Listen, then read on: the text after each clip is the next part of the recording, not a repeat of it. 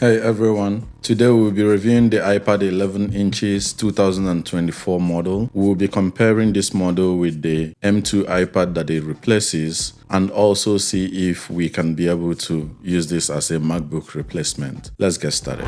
When you unbox this iPad, you will definitely find this iPad inside of the box, the USB-C to USB-C cable that it comes with, and then a 20-watt brick charger.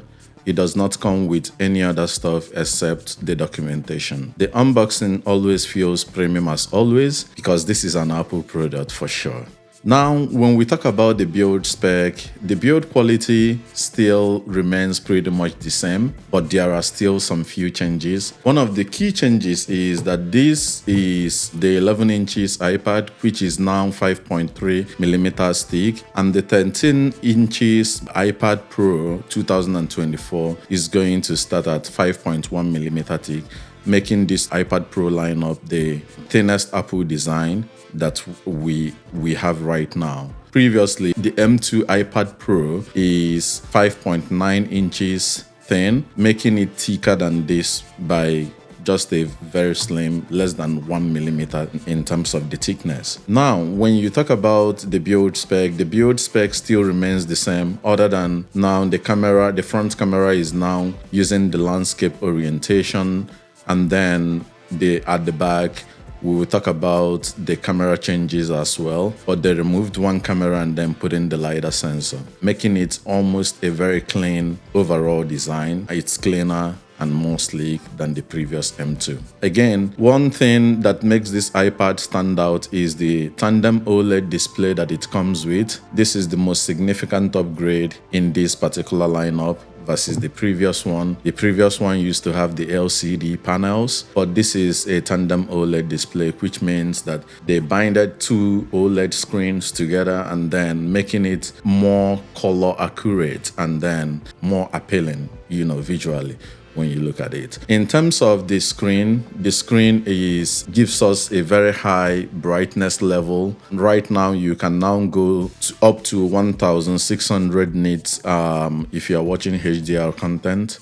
If not, you'll be getting 1000 nits for SDR content. In terms of performance, the display is a powerhouse. It boasts a panel density of 264 ppi and then 3:2 aspect ratios, and this comes with 120 Hz ProMotion refresh rates, and the maximum brightness, like I have said, is up to 1600 nits for the HDR content. Now, this is a substantial improvement while dealing with the M2 or comparing it with the M2 in terms of the screen capability. OLED displays are more visual appealing than the LCD displays, and this definitely speaks for itself when you start using it. And this is the screen here. This iPad is reliant on the M4 chip, which is the first M4 product that Apple has launched. And comparing this to the previous model, this is actually a more performing iPad in terms of processing of anything, in terms of the processing speed, the enhanced graphic capability, the improved efficiency in terms of the energy that it draws. And then this chip enables advanced features like improved augmented reality experiences, and thanks for the integration of the LiDAR sensor, which makes this possible. It also allows for smoother multitasking and better handling of demanding applications like Final Cut, CapCut, and all other applications that might draw a lot of power. This iPad is solid. It will not hang. It will not stutter while working on anything. And I have tested it. I've used it since it came out. And yeah, what Apple says is what you get with it. So let's go to the camera.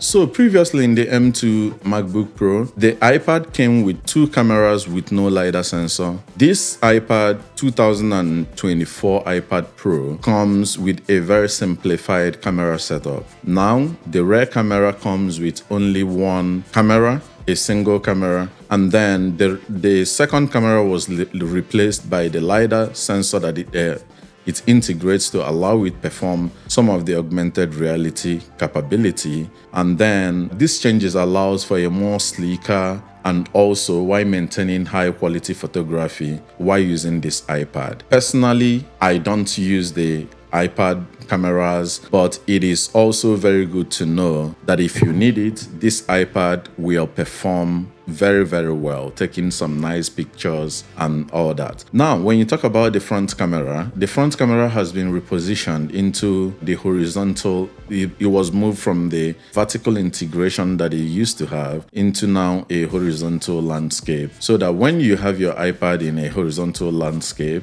the camera is just there, making it also very good for you to do more video calls and provides you a more natural angle while doing face-to-face communication and why this iPad is in landscape orientation. Now, when you talk about the accessories, this iPad comes with the Apple Pencil and also the Magic Keyboard that is usually sitting on. Mine is sitting on it right now, so I'll put it right back.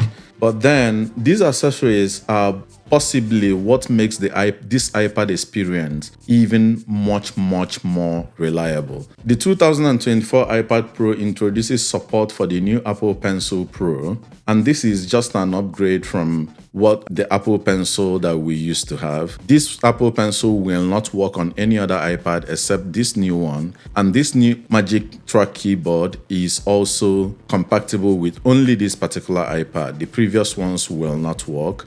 So just bear that in mind. And this iPad experience makes it very premium when you use it. The Apple Pencil offers a more improved precision when you use it, especially for people who are drawing or doing any creative activity with the pencil. It will offer you more functionality and gestures to be compared to the previous one, enhancing the creativity and the productivity of this iPad. The Magic Keyboard has also been updated to complement the new iPad. It now comes with a more aluminum finish compared to the previous model.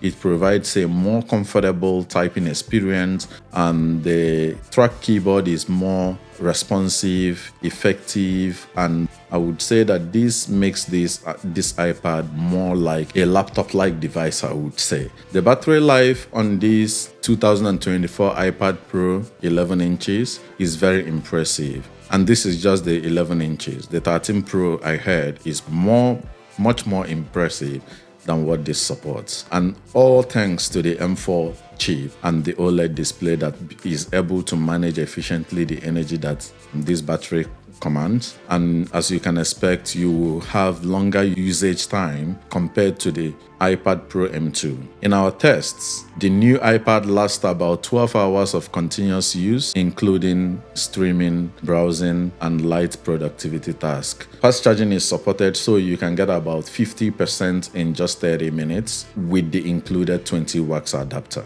This makes it perfect for those who need to recharge quickly when using this iPad in case it's running down. So what are the pros and the cons, one may ask? One of the plus side is that we have a very gorgeous tandem OLED display, the powerful M chip that I love to reference because of the performance that it commands, improved accessories, and I'm talking about the Apple Pencil and the Magic Track Keyboard and some other accessories that you can use with this, and then the excellent battery life. The new camera setup also offers us a LiDAR sensor that adds versatility into our workflow. But then when we talk about the downside, we will be talking about the removal of the extra camera, which we might use or some users might always engage or use for their camera, photography, whatever on the iPad. But again, note that many people will be using their iPhones to be able to take pictures, or their normal phones instead of the iPad.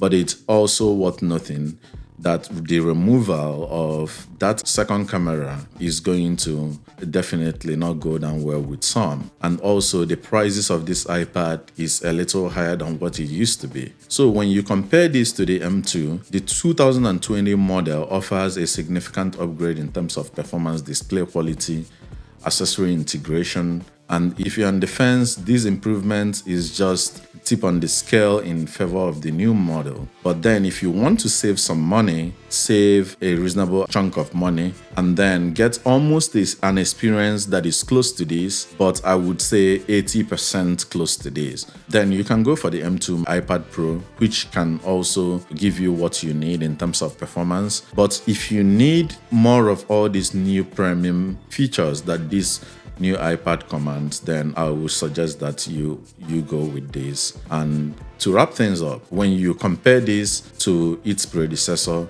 this is a substantial win for this new iPad Pro. But then when you look at using it as an iPad or a MacBook replacement, then I have some reservations. And number one is there are some applications that will not work well on this unless you're using the online version, which when you log in with your login details, you can be able to continue your work on this iPad, but it will not feel as premium as the MacBook. 2, the MacBook is designed as a proper laptop with Mac OS. This is iPad OS, and which is very similar to the iOS in our phone. So when we look at it that way and from that angle, we see that the design that Apple has in mind while building these operating systems always places this iPad on the disadvantage for users who want to use it as a laptop.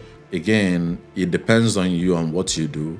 If your workflow is around or revolves around things like responding to emails, responding to Microsoft Teams chats and all that, yes, you can work with this iPad and replace your MacBook with it without any problem. But if it's things like coding, running some unit and smoke test on your laptop, for those of us engineers and all that, then you probably still need your MacBook Pro. So that's my verdict on this, and thank you. Do not forget to like and subscribe. This channel is still growing. Please, I need your support in growing it. Thank you.